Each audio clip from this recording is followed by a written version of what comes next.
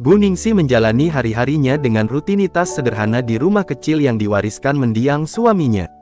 Ia tinggal bersama Rina, menantu yang dinikahi anaknya Arya beberapa tahun lalu, dan cucu semata wayangnya, Dito. Kehadiran cucu kecil itu menjadi penghibur dalam hidupnya. Setiap pagi, Bu Ningsi bangun lebih awal untuk menyiapkan sarapan dan mengurus keperluan rumah tangga. Meskipun sudah berusia lanjut, tangannya tetap cekatan menyapu halaman, menyiram tanaman, dan memasak makanan untuk keluarga. Arya, anak semata wayangnya, telah berjuang keras bekerja sebagai TKI di Jepang. Keputusan itu diambil setelah melihat kebutuhan keluarga yang semakin besar. Sebelum berangkat, Arya meminta Bu Ningsi untuk menjaga istri dan anaknya dengan sepenuh hati. Sebagai seorang ibu, ia bangga melihat pengorbanan Arya, meskipun rasa rindu sering menyelimutinya. Ia hanya bisa berkomunikasi dengan Arya melalui telepon, mendengar suara anaknya yang selalu berusaha ceria meskipun lelah bekerja di negeri orang.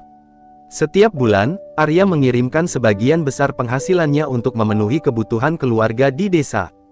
Bu Ningsi bertugas mengelola uang itu dengan baik, memastikan setiap rupiah digunakan untuk kebutuhan pokok dan pendidikan Dito. Namun, ia tak pernah merasa benar-benar puas. Hatinya sering dihantui kekhawatiran tentang beban yang ditanggung Arya di negeri jauh. Ia berdoa setiap malam agar anaknya diberi kekuatan dan dilindungi dari bahaya. Rina, menantunya, adalah perempuan muda yang cantik dan ramah saat awal menikah dengan Arya. Kehadirannya awalnya memberi harapan besar bagi Bu Ningsi bahwa keluarganya akan menjadi lebih utuh. Namun, seiring waktu, ia mulai merasakan ada jarak antara dirinya dan Rina. Meski Rina tak pernah terang-terangan menunjukkan ketidaksukaannya, ada momen-momen kecil yang membuat Bu Ningsi merasa diabaikan. Rina lebih sering menghabiskan waktu di luar rumah dibandingkan mengurus Dito atau berbincang dengannya. Hubungan Bu Ningsi dengan cucunya, Dito, justru semakin dekat. Bocah itu selalu menyambutnya dengan pelukan hangat setiap kali ia selesai memasak atau menyelesaikan pekerjaan rumah. Bu Ningsi merasa bahwa cinta dan perhatian yang ia curahkan kepada Dito menjadi penghibur di tengah rasa kesepiannya. Meskipun demikian, ia tetap berharap hubungan dengan Rina bisa lebih baik, seperti saat awal mereka hidup bersama. Suatu hari, saat menjemur pakaian di halaman, Bu Ningsi melihat Rina berdandan rapi dan tergesa-gesa meninggalkan rumah. Ketika ditanya, Rina hanya menjawab singkat bahwa ia ada urusan penting di pasar. Bu Ningsi tidak berpikir terlalu jauh, meskipun dalam hatinya ia mulai merasa ada sesuatu yang aneh. Kebiasaan Rina yang sering pergi tanpa penjelasan itu semakin sering terjadi, membuat Bu Ningsi penasaran dan sedikit khawatir. Bu Ningsi tidak pernah ingin mencampuri urusan pribadi Rina. Baginya, tugasnya hanya menjaga rumah tangga tetap harmonis selama Arya bekerja di luar negeri. Namun, rasa tanggung jawab sebagai ibu tidak bisa ia abaikan. Ia mulai memperhatikan lebih banyak hal kecil yang sebelumnya ia abaikan, telepon yang sering berbunyi namun tak pernah dijawab di hadapannya, senyuman yang terasa dipaksakan, dan barang-barang baru yang tiba-tiba muncul di rumah tanpa sepengetahuannya. Setiap malam, ketika suasana rumah mulai sepi, Bu Ningsi merenung di kamarnya. Ia memikirkan apa yang sebenarnya terjadi, tetapi berusaha menenangkan hati. Ia tidak ingin berpikiran buruk atau menuduh tanpa alasan yang jelas.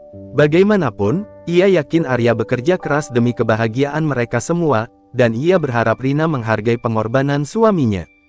Meskipun begitu, keraguan itu tetap mengganggunya. Bu Ningsi mulai memikirkan cara untuk memahami apa yang sedang terjadi tanpa menimbulkan masalah. Ia tidak ingin menimbulkan konflik, tetapi juga tidak bisa membiarkan hal-hal yang mencurigakan terus terjadi.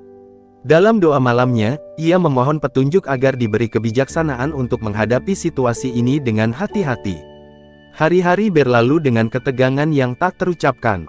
Bu Ningsi terus menjalankan tanggung jawabnya sebagai ibu dan nenek, tetapi ia merasa ada sesuatu yang akan berubah dalam kehidupan mereka.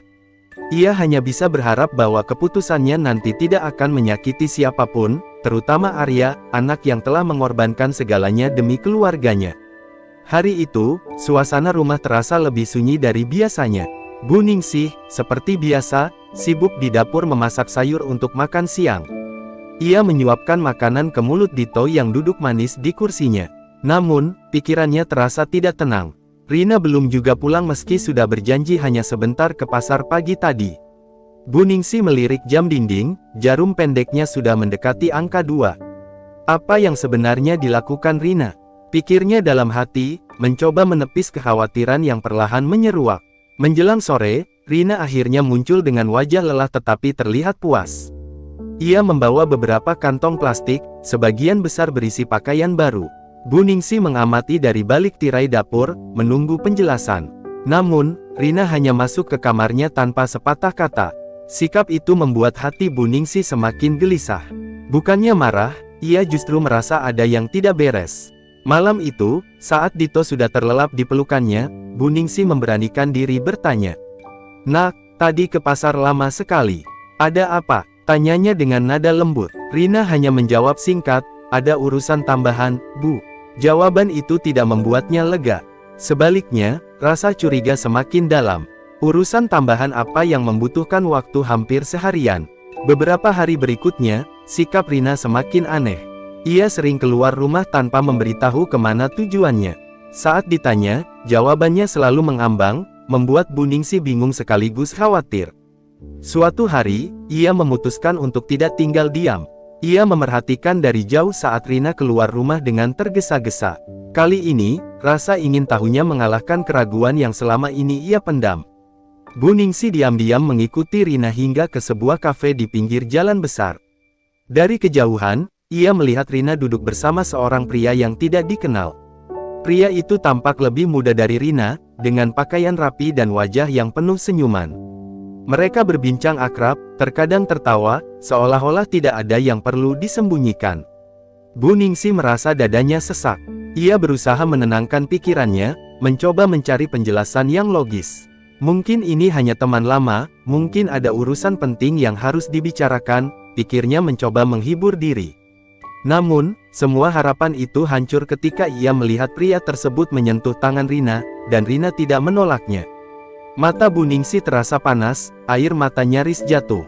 Ia tidak ingin membuat keributan di tempat itu, tetapi hatinya terasa seperti dipukul palu. Tanpa suara, ia berbalik pulang, langkahnya terasa berat. Sepanjang perjalanan, pikirannya dipenuhi bayangan Arya yang bekerja keras di negeri orang, tidak tahu apa yang sebenarnya terjadi di rumahnya. Setibanya di rumah, Bu Ningsi merasa bingung harus berbuat apa. Ia tidak ingin terburu-buru menyimpulkan sesuatu yang akan menghancurkan keluarga anaknya.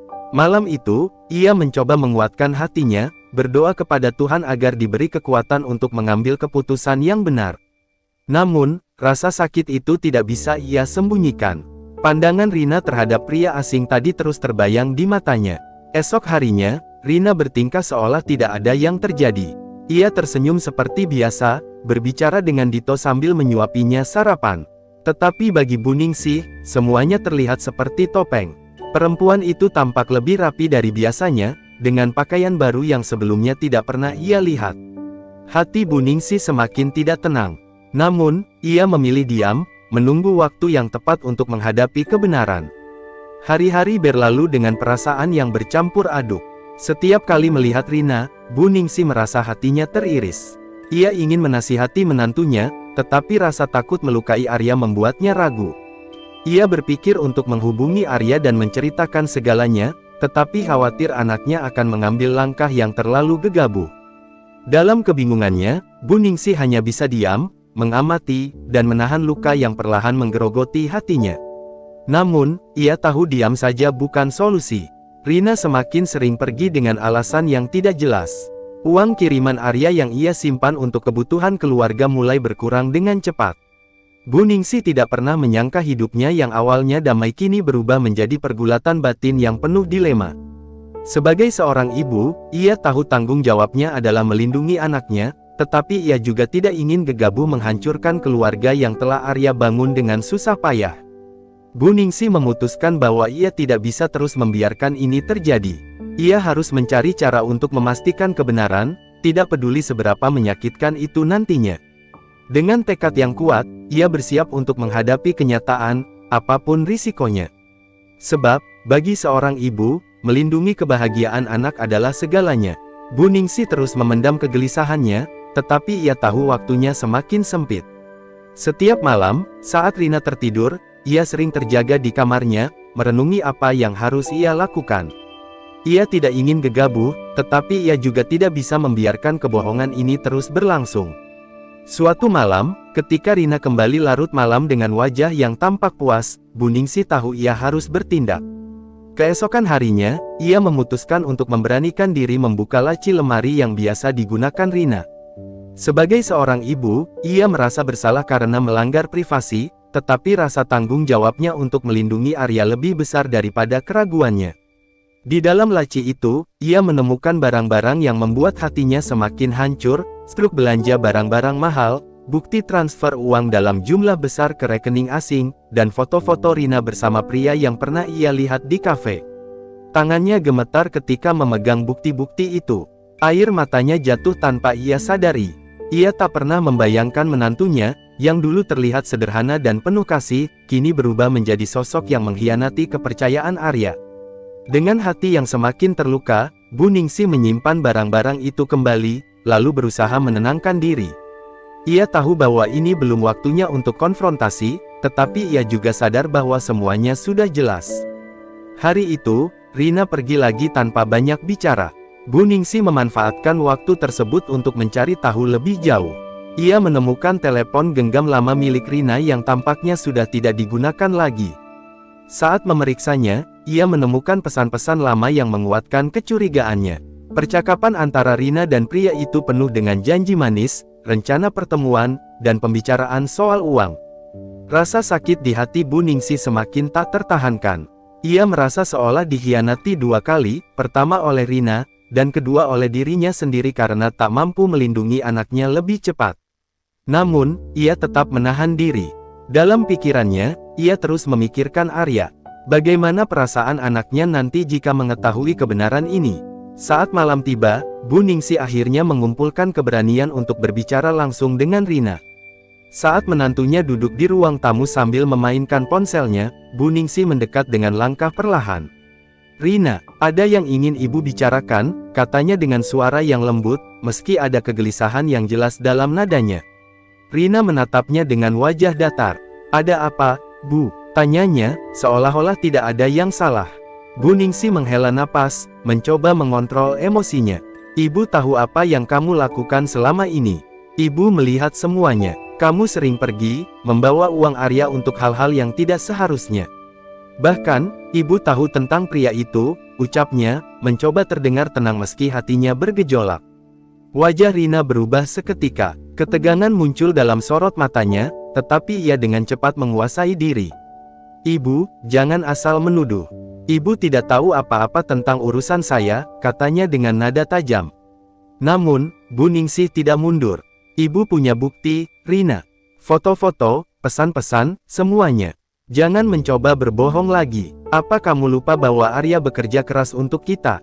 Bagaimana kamu bisa mengkhianatinya seperti ini?" Suaranya bergetar, bukan karena takut, tetapi karena marah dan terluka. Mendengar itu, Rina bangkit dari tempat duduknya. Wajahnya memerah, bukan karena malu, tetapi karena marah. "Ibu tidak punya hak mencampuri urusan saya. Arya memang bekerja, tapi apa salahnya kalau saya mencari kebahagiaan sendiri? Saya capek hidup seperti ini, cuma menunggu kiriman uang dan menjalani hari-hari yang membosankan," teriaknya, tanpa peduli bahwa Dito terbangun karena suara kerasnya. Bu Ningsih terkejut mendengar ucapan itu.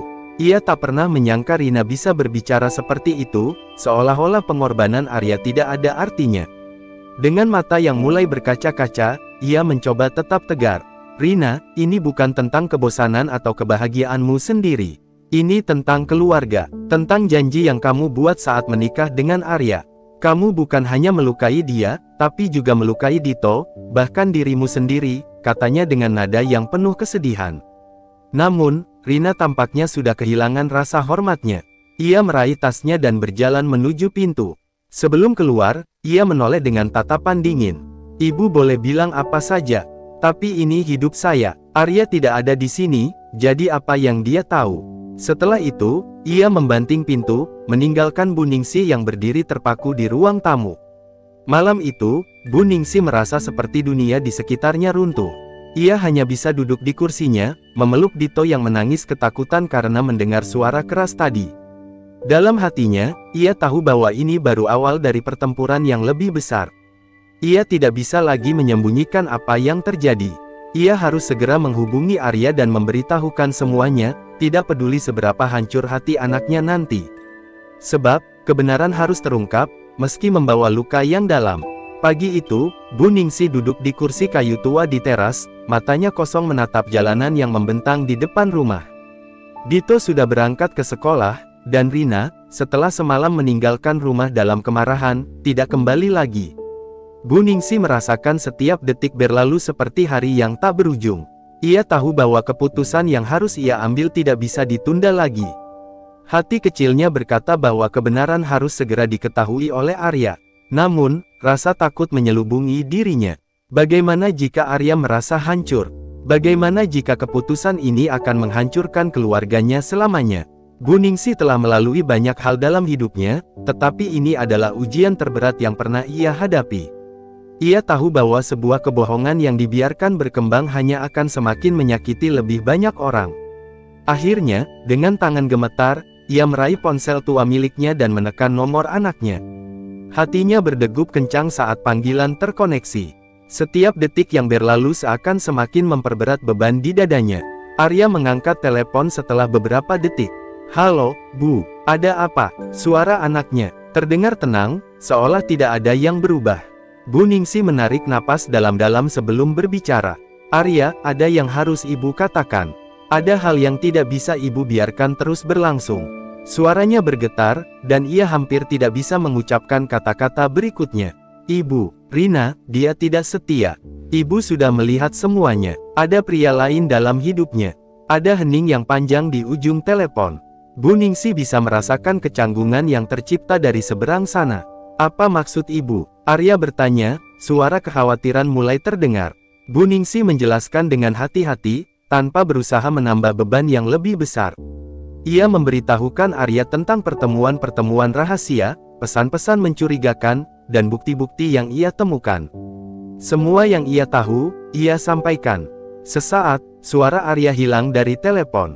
Tidak ada jawaban, tidak ada reaksi. Bu Ningsi menutup mata, berusaha menahan air mata yang mulai menggenang. "Bu, ini tidak mungkin." Suara Arya terdengar tercekat, seolah-olah sulit untuk menerima kenyataan yang baru saja ia dengar. "Aku tidak tahu harus berkata apa, Bu. Ini terlalu berat." "Arya, Ibu tahu ini tidak mudah untuk diterima. Tapi kamu harus tahu yang sebenarnya. Ibu tidak bisa membiarkan kamu terus hidup dalam kebohongan," jawab Bu Ningsi dengan suara yang semakin lemah. "Kamu harus pulang, Nak. Kita harus menyelesaikan ini." Beberapa detik kemudian, Arya menjawab dengan nada yang penuh keteguhan. "Aku akan pulang, Bu. Aku akan segera ke sana." Setelah menutup telepon, Bu Ningsi merasa seolah-olah seluruh tubuhnya dilanda beban yang tak tertahankan. Ia merasa hancur, tetapi juga lega. Kebenaran akhirnya terungkap, meski harus menanggung konsekuensinya. Ia menatap langit biru yang mulai kelabu, berharap Tuhan memberinya kekuatan untuk menghadapi apa yang akan datang. Arya tiba keesokan harinya, wajahnya nampak lelah, namun tegas. Begitu ia menginjakkan kaki di rumah, Bu Ningsi dapat merasakan ketegangan yang hampir tak tertahankan. Tidak ada sapaan atau senyum seperti biasanya. Hanya keheningan yang menghantui antara ibu dan anak ini. Arya langsung berjalan menuju ruang tamu, tempat Rina biasanya duduk, namun kali ini ruang itu kosong. "Di mana Rina?" tanya Arya, suaranya dingin. "Dia pergi, Arya," jawab Bu Ningsi, suaranya hampir hilang. "Ia tidak ada di sini. Kamu harus berbicara dengan dia, untuk menanyakan semuanya." Arya mengangguk perlahan, meskipun tatapannya penuh kebingungan dan rasa sakit. Ia tahu, tidak ada lagi yang bisa disembunyikan. Namun, yang ia rasakan bukan hanya sakit hati, ada juga perasaan kecewa yang mendalam, seolah seluruh dunianya runtuh dalam sekejap. Rina tidak pulang untuk beberapa hari berikutnya. Bu Ningsi dan Arya hanya menunggu, berdiam diri dalam kesendirian yang mencekam. Hari demi hari, Arya semakin terlihat terpuruk, wajahnya penuh dengan kerutan kekhawatiran. Ia akhirnya memutuskan untuk menemui Rina, berharap bisa mendapatkan jawaban yang selama ini ia cari. Pada suatu malam, setelah menunggu selama berjam-jam, Rina tiba. Wajahnya tampak lesu, namun ketika melihat Arya di ruang tamu, ia tampak berusaha menjaga ketenangan. "Arya," katanya dengan suara pelan, aku tahu kau kecewa. Tapi aku tidak bisa hidup seperti ini lagi. Arya menatapnya tajam, dengan tatapan yang sulit diungkapkan. Jadi ini semua yang kita jalani ini hanya kebohongan. Suaranya hampir tidak bisa dibendung. Rina menundukkan kepala, tidak mampu menatap langsung wajah suaminya. Aku tidak tahu harus bagaimana, Arya. Semua ini terjadi begitu saja. Aku merasa terperangkap. Semua yang kulakukan adalah untuk mencari kebahagiaan, meski aku tahu aku salah. Arya terdiam, dadanya berdegup kencang. Rasa sakit itu lebih dalam dari yang bisa ia bayangkan. Cinta dan pengkhianatan bersatu dalam hatinya, membentuk kekosongan yang tidak bisa dijelaskan. Kau tahu, Rina, katanya pelan, aku bekerja keras di Jepang hanya untuk kita. Semua yang aku kirimkan adalah untuk masa depan kita. Dan sekarang aku merasa, semua itu sia-sia. Rina menangis. Aku tidak bisa lagi. Aku sudah terlalu jauh. Arya menarik napas dalam-dalam, mencoba menahan air matanya. Aku tidak tahu apa yang harus kulakukan, Rina. Aku tidak tahu bagaimana aku bisa mempercayaimu lagi. Dengan itu, hubungan mereka yang dulunya penuh harapan dan kebahagiaan mulai retak. Bu Ningsih, yang menyaksikan pertemuan itu dari jauh, merasa hatinya semakin remuk. Ia tahu ini adalah titik balik yang tak bisa dihindari. Kebenaran sudah terungkap, tetapi apakah itu akan menyembuhkan luka, atau justru memperdalamnya? Hari-hari setelah percakapan itu terasa seolah waktu berjalan begitu lambat, menekan dada dan hati. Arya tampak lebih tertutup, jarang berbicara, dan lebih sering menghabiskan waktu di kamar. Bu Ningsih bisa merasakan beban berat yang ditanggung anaknya, meski ia berusaha menyembunyikannya. Tak pernah terbayangkan olehnya bahwa hubungan yang ia harapkan akan bertahan selamanya kini harus diuji dengan cobaan seberat ini. Rina, di sisi lain, tidak lagi menunjukkan kepedulian seperti dulu. Ia berjalan dengan langkah yang tergesa-gesa, tidak pernah berlama-lama di rumah. Wajahnya semakin pucat, dan saat Bu Ningsih mencoba berbicara dengannya, Rina hanya membalas dengan tatapan kosong, seolah tak ada lagi ruang untuk kata-kata. Keputusannya sudah bulat, dan meski ia tidak mengatakannya secara terang-terangan, Bu Ningsih bisa merasakan ada keteguhan yang aneh dalam diri menantunya. Satu malam, saat udara terasa dingin, Arya akhirnya keluar dari kamarnya. Wajahnya yang letih menunjukkan perasaan yang tak terungkapkan, namun mata Bu Ningsih bisa melihat jelas kesedihan yang mendalam. Ia tahu, anaknya bukan hanya terluka, tetapi juga bingung. Bu, suara Arya terdengar serak. Apa yang harus aku lakukan? Pertanyaan itu membuat hati Bu Ningsih semakin pilu. Sebagai seorang ibu, ia ingin sekali memberikan jawaban yang bisa menyembuhkan. Namun, ia tahu tak ada jawaban yang mudah dalam situasi ini. Nak, jawabnya dengan suara yang lembut, terkadang kita harus memilih jalan yang paling sulit, meski itu menyakitkan. Yang terpenting adalah kebahagiaanmu, dan apa yang terbaik untuk Dito. Arya menunduk, menarik napas panjang, lalu mengangkat wajahnya. Tapi bagaimana aku bisa bahagia setelah semua yang terjadi? Rina, dia sudah memilih jalannya. Aku tak bisa terus hidup dalam kebohongan. Suaranya terdengar seperti sebuah keputusan yang sudah diambil, namun hatinya masih bimbang. Bu Ningsih bisa merasakan keputusasaan itu. Aku tahu ini bukan jalan yang mudah. Tetapi, kamu harus ingat, Arya, hidup bukan hanya tentang apa yang kita alami sekarang. Ini tentang masa depan, tentang membangun kembali dari semua yang sudah hancur. Arya terdiam sejenak, berpikir dalam. Aku tidak tahu apakah aku bisa memaafkan Rina. Aku merasa dia sudah mengkhianatiku terlalu dalam. Malam itu, Arya memilih untuk tidur di ruang tamu, jauh dari kamar yang dulu ia bagi dengan Rina. Bu Ningsih duduk di sampingnya, mengelus kepala anaknya yang tampak rapuh, mencoba memberikan kenyamanan yang sulit ditemukan dalam situasi seperti ini. Kamu akan menemukan jalanmu, Arya, bisiknya, meski hatinya juga hancur. Ibu percaya pada dirimu. Keputusan besar mulai diambil oleh keluarga ini. Rina, setelah beberapa hari menghindar, akhirnya kembali ke rumah. Suasana semakin tegang saat ia melangkah masuk ke ruang tamu, tempat Arya menunggu dengan ekspresi yang sulit dibaca. Rina menatap suaminya dengan tatapan kosong, namun ada kekuatan yang tersembunyi di balik. Itu, Rina, Arya memulai dengan suara datar, kita harus bicara. Rina mengangguk perlahan, lalu duduk di hadapan suaminya. Hening sejenak, seolah-olah mereka berdua sedang mencoba mencari cara untuk menghadapi kenyataan yang telah terbentang di depan mereka. Aku tahu apa yang aku lakukan salah, kata Rina akhirnya, suaranya berat. Tapi aku juga tidak bisa kembali lagi, Arya. Aku merasa sudah terlalu jauh. Arya menatapnya tajam. Jadi, itu keputusanmu untuk meninggalkan semuanya. Rina mengangkat wajahnya, matanya mulai berkaca-kaca. Aku tidak tahu lagi harus bagaimana. Aku merasa terperangkap, Arya. Semua ini terlalu banyak, aku merasa aku tidak bisa memberi apa yang kamu butuhkan.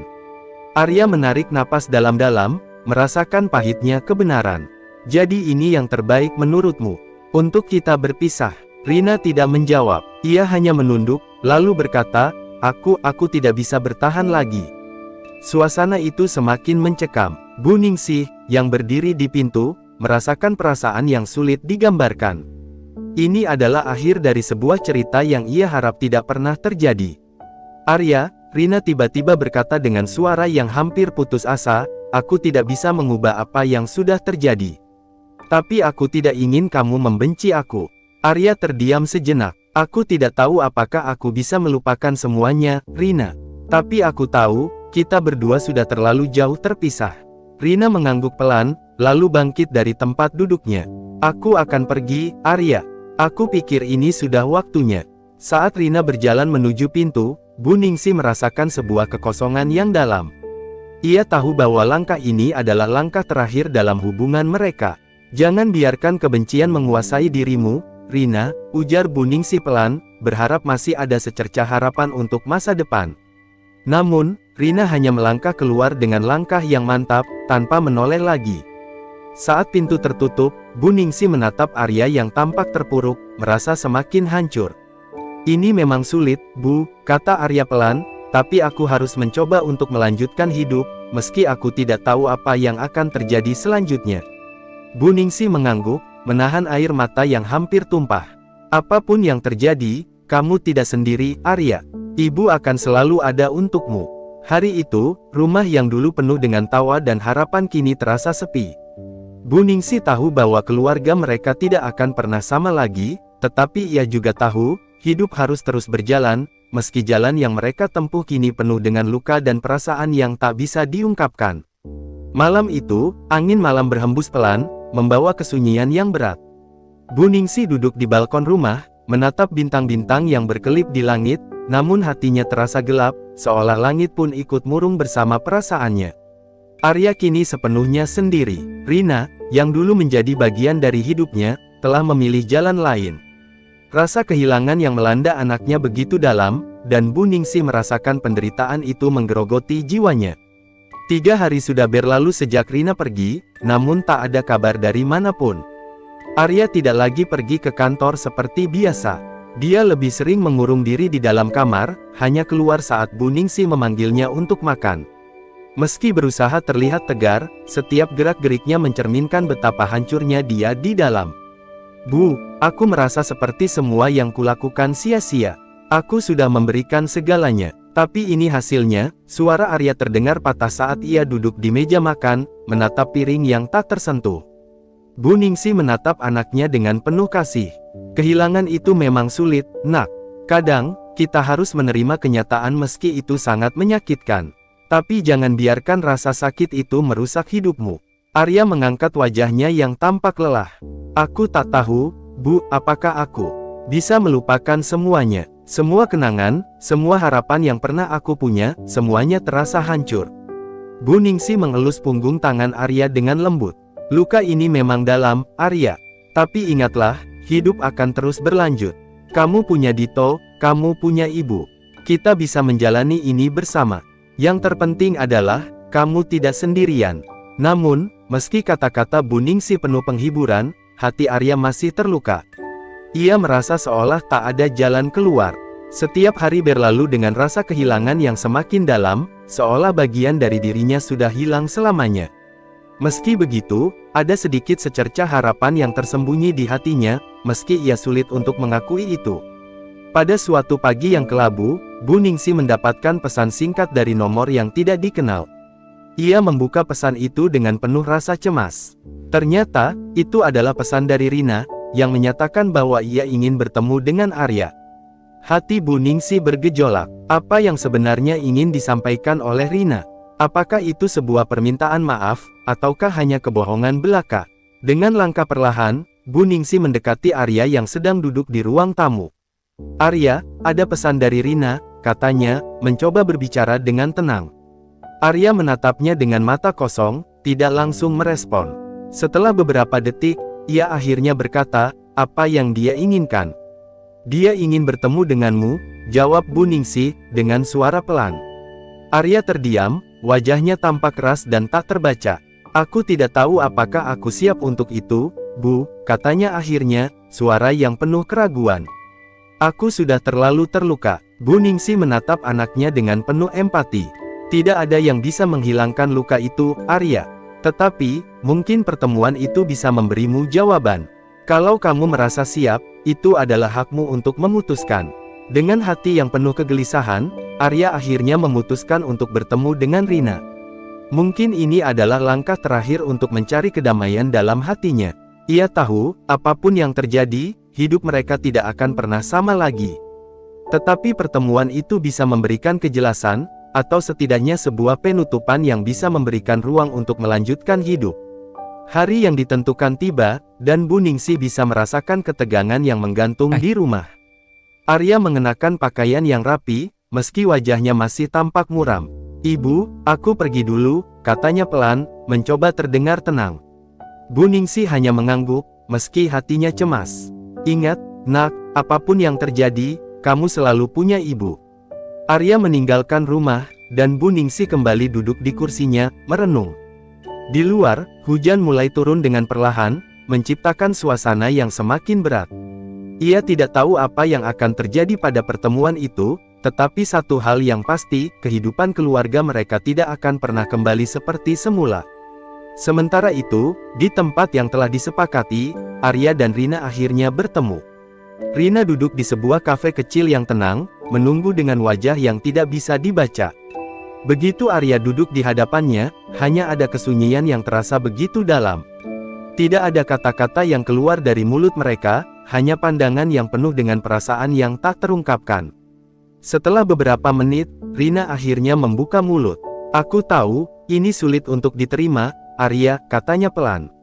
Aku tak bisa mengubah apa yang sudah terjadi. Aku tahu aku telah mengkhianatimu, dan aku minta maaf. Tapi aku juga tahu, aku tidak bisa kembali." Arya menatapnya dengan mata yang penuh kebingungan.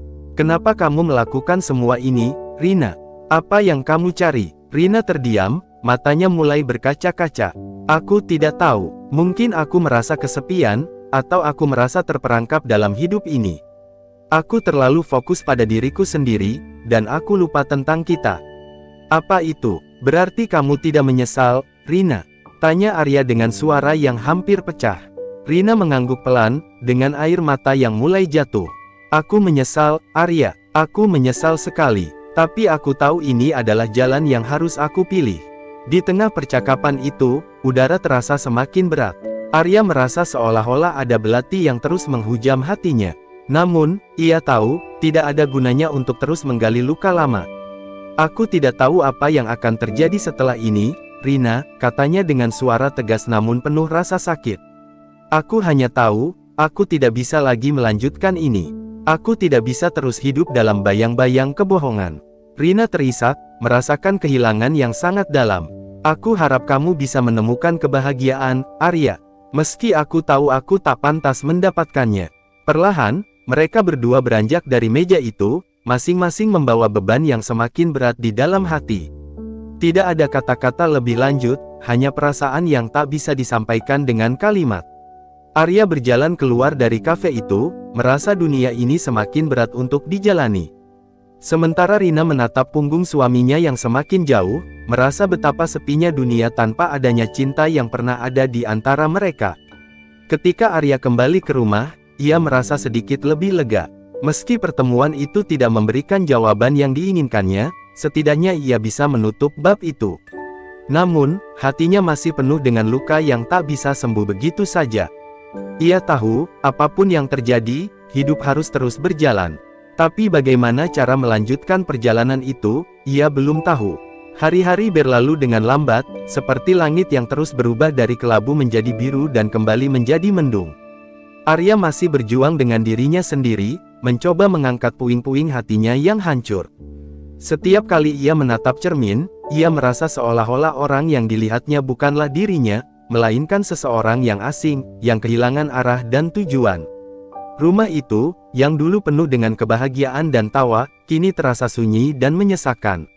Namun, meskipun rasa sakit itu menggerogoti, ada satu hal yang tidak bisa ia lupakan, Dito. Putranya yang masih kecil itu, yang tak mengerti apapun tentang perpisahan yang telah terjadi. Arya tahu bahwa ia harus berjuang, tidak hanya untuk dirinya sendiri, tetapi juga untuk masa depan anaknya. Setiap kali ia melihat mata Dito yang penuh kasih, ia merasakan beban yang lebih berat, tetapi juga sebuah harapan yang kecil namun berharga.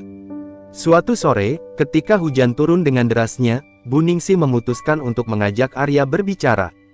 Di ruang tamu yang sepi, dengan hanya suara hujan yang terdengar di luar, Bu Ningsih duduk di sebelah anaknya. "Nak, bagaimana perasaanmu sekarang?" tanyanya pelan, dengan suara yang penuh perhatian. Arya menatap ibunya, matanya kosong, seperti seseorang yang sedang berjuang keras untuk mencari kedamaian di dalam dirinya. "Aku merasa seperti kehilangan segalanya, Bu," jawabnya dengan suara yang hampir tak terdengar. "Aku tidak tahu harus bagaimana. Semua yang kulakukan, semua yang aku percayai, rasanya sia-sia." Bu Ningsih mengelus tangan Arya, mencoba memberi kenyamanan yang ia tahu sulit didapat. "Aku tahu ini tidak mudah. Tapi ingatlah, hidup tidak berhenti hanya karena sebuah perpisahan. Terkadang, kita harus belajar untuk menerima kenyataan yang pahit dan melangkah ke depan." Arya menunduk, terdiam sejenak. "Tapi bagaimana caranya, Bu? Semua ini terasa begitu gelap, aku bahkan tidak tahu harus mulai dari mana." "Langkah pertama adalah memberi dirimu waktu untuk sembuh, Nak," jawab Bu Ningsih dengan bijak. "Rina sudah memilih jalannya, dan meskipun itu menyakitkan, kamu harus menerima kenyataan itu. Tetapi, kamu tidak sendirian. Kami ada di sini, Dito ada di sini. Kamu harus bangkit, untuk mereka, untuk dirimu sendiri." Kata-kata ibunya seakan menembus kegelapan yang selama ini menyelimuti hatinya. Meskipun rasa sakit itu masih mengendap, ia tahu bahwa ia tidak bisa terus-menerus tenggelam dalam penderitaan. Ada tanggung jawab yang harus ia hadapi, ada hidup yang harus ia perjuangkan, terutama untuk Dito. Keputusan itu tidak datang dalam sekejap. Arya memerlukan waktu untuk merenung, untuk mencari cara agar bisa melangkah maju. Namun, perlahan-lahan, ia mulai menyadari bahwa hidupnya tidak boleh berakhir di sini. Ia mulai kembali bekerja, meskipun setiap langkah terasa berat. Setiap senyum yang ia berikan kepada Dito terasa seperti sebuah usaha besar untuk menunjukkan kepada anaknya bahwa ia masih berfungsi, meskipun hatinya hancur. Namun, ada suatu malam, ketika Arya duduk di teras rumah setelah Dito tidur, Bu Ningsih mendekatinya dengan sebuah pertanyaan yang sudah lama mengendap. "Arya, bagaimana jika kamu memberi kesempatan untuk mencintai lagi? Aku tahu ini sulit, dan aku tidak ingin memaksamu, tetapi aku percaya bahwa ada cinta lain yang mungkin bisa menyembuhkan luka-lukamu." Arya terdiam, memikirkan kata-kata ibunya. "Aku tidak tahu, Bu," jawabnya akhirnya. "Hatiku masih terlalu sakit untuk memikirkan hal itu. Aku bahkan tidak tahu apakah aku bisa mencintai orang lain setelah semua yang terjadi." Bu Ningsih mengangguk, memahami betul apa yang dirasakan anaknya. "Aku hanya ingin kamu tahu, Nak, bahwa hidup masih bisa memberikan kebahagiaan, meski kadang kita harus melewati jalan yang penuh dengan rintangan. Jangan biarkan luka ini menguasaimu selamanya." Beberapa minggu berlalu, dan meskipun Arya mulai kembali beraktivitas, ia masih merasa ada sesuatu yang kosong dalam dirinya. Suatu hari, saat pulang dari kantor, ia mendapati sebuah surat yang tertinggal di meja. Tanpa sadar, tangannya terulur, membuka amplop itu dengan perasaan yang tidak menentu. Isi surat itu membuat dadanya sesak. Ternyata, Rina mengirim surat itu sebagai bentuk penjelasan terakhir, sebuah permintaan maaf yang tulus. Dalam suratnya, Rina mengakui segala kesalahannya, mengakui bahwa ia tidak mampu memenuhi harapan Arya, dan bahwa ia tidak pernah bermaksud untuk melukai hati suaminya. Ia meminta maaf karena telah mengkhianati keluarga mereka. Namun, Di ujung surat itu, Rina juga menulis bahwa ia harus menjalani hidupnya sendiri, mencari kedamaian di tempat yang jauh, dan bahwa ia berharap suatu hari Arya bisa memaafkannya, meskipun itu membutuhkan waktu yang lama. Air mata tiba-tiba mengalir dari mata Arya, tak mampu ia tahan. Rasa sakit, kekecewaan, dan kelegaan campur aduk menjadi satu. Ia tahu bahwa perasaan itu tak bisa langsung hilang begitu saja, tetapi surat ini seolah memberikan penutupan yang selama ini ia cari. Rina mungkin tidak akan kembali, dan ia harus belajar untuk menerima bahwa tak semua hal bisa diselamatkan. Hari-hari setelah surat itu datang, Arya merasa seolah ada ruang baru dalam hatinya yang perlahan terbuka. Meski masih ada luka yang tak bisa sembuh sepenuhnya, ia tahu bahwa hidup harus diteruskan. Ia harus bangkit, untuk dirinya, dan untuk Dito. Sebab hidup mereka masih panjang, dan meskipun perjalanan ini penuh dengan luka, ia harus percaya bahwa di ujung jalan, ada harapan yang menunggu. Suatu pagi, ketika Dito berlari ke arah Arya dengan senyum ceria, Arya merasakan sebuah kehangatan yang mengalir dalam dirinya. Tidak ada yang lebih penting dari kebahagiaan anaknya. Dan meskipun masa depan masih kabur, ia tahu bahwa selama ia punya Dito, ia akan terus berjuang, meski dunia seolah ingin membuatnya jatuh. Tangan Arya meraih tangan kecil Dito, menggenggamnya erat. "Kita akan baik-baik saja, nak," bisiknya. "Kita akan membangun hidup kita kembali, pelan-pelan. Bersama-sama." Hujan yang turun beberapa waktu lalu kini mulai reda, dan di balik awan yang gelap, sinar matahari perlahan mulai muncul. Sebuah simbol harapan, bahwa kehidupan tetap berjalan, meskipun banyak rintangan yang harus dihadapi. Malam itu, angin bertiup kencang, seakan membawa segala penat dan kecemasan yang melingkupi rumah itu. Meski hujan sudah reda, namun aura kesedihan masih menggantung di udara. Arya berdiri di jendela ruang tamu, menatap malam yang kosong, tak tahu apa yang harus dilakukan dengan hatinya yang masih terluka. Meski ia telah memutuskan untuk melangkah maju, tak jarang perasaan pahit itu datang begitu saja, seolah mengingatkan bahwa segala sesuatu belum benar-benar selesai. Namun, seiring berjalannya waktu, ada satu hal yang mulai menyadarkan Arya. Dito, putranya yang masih kecil itu, yang seharusnya menjadi alasan untuk melanjutkan hidup. Setiap tawa Dito, setiap langkah kecilnya, menjadi pengingat bahwa hidup ini tak bisa berhenti begitu saja. Ada tanggung jawab yang lebih besar dari sekadar luka hati, ada masa depan yang harus dipikirkan. Hari itu, Arya memutuskan untuk membawa Dito ke taman, berusaha untuk menikmati waktu bersama anaknya, meski hatinya masih penuh gejolak. Mereka duduk di bawah pohon besar, di tengah taman yang sepi. Dito dengan ceria memainkan bola, sementara Arya menatapnya dengan penuh kasih. Di antara keduanya, ada keheningan yang nyaman, seakan dunia luar tak ada pengaruhnya. Tiba-tiba, Dito berhenti bermain, lalu berlari ke arah Arya, wajahnya penuh tanya. "Ayah, kenapa ayah sering terlihat sedih?" Tanyanya polos, tanpa menyadari betapa dalamnya pertanyaan itu. Arya terdiam sejenak, terperangah oleh kesederhanaan anaknya. Ia menarik napas dalam-dalam sebelum menjawab, berusaha menyembunyikan rasa sakit di matanya. "Aku hanya merasa capek, sayang," katanya dengan suara lembut, mencoba tersenyum. "Tapi ayah baik-baik saja, kok." Dito menatapnya dengan mata besar, seolah tak sepenuhnya yakin dengan jawaban itu. Namun, ia hanya mengangguk dan kembali bermain, meninggalkan Arya dengan perasaan campur aduk yang semakin dalam. Namun, meski Dito tidak tahu segalanya, Arya tahu ia tidak boleh membiarkan kesedihan menguasai hidupnya. Ada banyak hal yang harus ia bangun, terutama untuk masa depan anaknya. Arya mulai merencanakan langkah-langkah kecil untuk merubah hidupnya. Ia kembali fokus pada pekerjaannya, mulai melibatkan diri dalam kegiatan-kegiatan yang dulu ia lupakan. Pelan-pelan, ia berusaha membangun kembali hubungan dengan teman-teman lamanya, yang selama ini terabaikan. Pada suatu sore, saat Arya pulang dari kantor, ia menemukan sebuah surat lagi, kali ini dari seorang pengacara. Surat itu mengungkapkan niat Rina untuk bercerai dan melepaskan hak-haknya atas harta yang selama ini menjadi milik bersama. Meskipun surat itu datang dengan ketenangan, rasa sakit yang tercipta dari keputusan itu begitu nyata. Dengan hati yang berat, Arya membaca surat itu perlahan.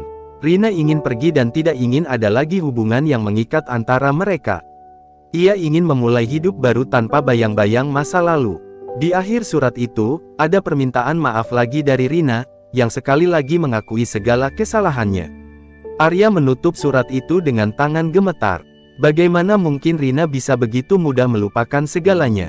Namun, ia tahu bahwa ini adalah jalan yang harus ditempuh, meskipun sulit. Keputusan itu mungkin tidak mudah, tetapi ia tak bisa terus terjebak dalam kenangan dan harapan kosong. Bu Ningsih, yang duduk di ruang tamu, melihat Arya dengan tatapan penuh pengertian. "Bagaimana?" tanyanya, meski ia sudah tahu jawabannya. Arya menatap ibunya dengan mata kosong, lalu meletakkan surat itu di meja. "Dia sudah memutuskan, Bu. Aku tidak bisa mengubah apa yang sudah terjadi." Bu Ningsih menghela napas dalam, lalu merangkul anaknya. "Kita semua punya pilihan dalam hidup, Nak. Dan terkadang, kita harus belajar untuk melepaskan sesuatu agar bisa menemukan kedamaian." Setelah malam itu, ada sesuatu yang berubah dalam diri Arya. Walau hatinya belum sepenuhnya sembuh, ia mulai belajar untuk menerima kenyataan, untuk melepaskan beban yang selama ini membelenggunya. Namun, meskipun begitu, sebuah pertanyaan masih menghantui pikirannya, apakah ia bisa benar-benar melepaskan semuanya, atau apakah ia akan terperangkap dalam kenangan itu selamanya. Beberapa minggu setelah surat perceraian itu, Arya mulai mencari cara untuk membangun hidup baru, bukan hanya untuk dirinya, tetapi juga untuk Dito. Ia memutuskan untuk lebih banyak menghabiskan waktu bersama anaknya, mengajaknya ke tempat-tempat yang menyenangkan, memberikan perhatian yang selama ini terlewatkan. Arya tahu, meskipun hidupnya hancur, Dito adalah alasan untuk terus melangkah. Pada suatu pagi yang cerah, saat mereka sedang berjalan-jalan di pinggir pantai, Dito memegang tangan Arya dan berkata dengan polos, "Ayah, aku ingin kita bahagia. Aku ingin selalu bersama Ayah." Kata-kata sederhana itu, meskipun tidak banyak, membuat Arya merasakan kehangatan yang belum pernah ia rasakan sebelumnya. Seolah ada sinar yang mulai menerobos dari balik awan gelap yang menyelimuti hatinya. Dalam hati Arya, ia tahu satu hal, ia akan berusaha untuk bahagia, tidak hanya untuk dirinya sendiri, tetapi untuk Dito, yang menjadi satu-satunya alasan ia terus bertahan. Tapi di balik kebahagiaan yang perlahan kembali itu, ada satu hal yang tetap menghantui Arya, bagaimana jika di masa depan, ia tidak bisa menemukan cinta lagi? Bagaimana jika luka ini terus mengganggu, meskipun ia berusaha untuk melepaskannya? Namun, di saat yang sama, ada harapan kecil dalam hatinya yang mulai tumbuh, bahwa mungkin suatu hari, kehidupan akan memberikan kesempatan baru, meskipun itu terasa jauh dan tak pasti. Dan seperti matahari yang perlahan terbit di balik awan, Arya mulai percaya bahwa ada kemungkinan untuk menemukan kedamaian dan kebahagiaan lagi. Langkah demi langkah, ia mulai menata hidupnya, walaupun tak tahu pasti arah yang akan dituju. Namun, satu hal yang pasti, selama ada Dito, selama ada orang-orang yang peduli padanya, ia akan terus berjuang, walaupun dunia kadang terasa kejam. Setelah berbulan-bulan berlalu, hidup Arya mulai menunjukkan sedikit perubahan. Ada hari-hari yang penuh dengan kehangatan, meskipun terkadang bayang-bayang masa lalu datang menghantui.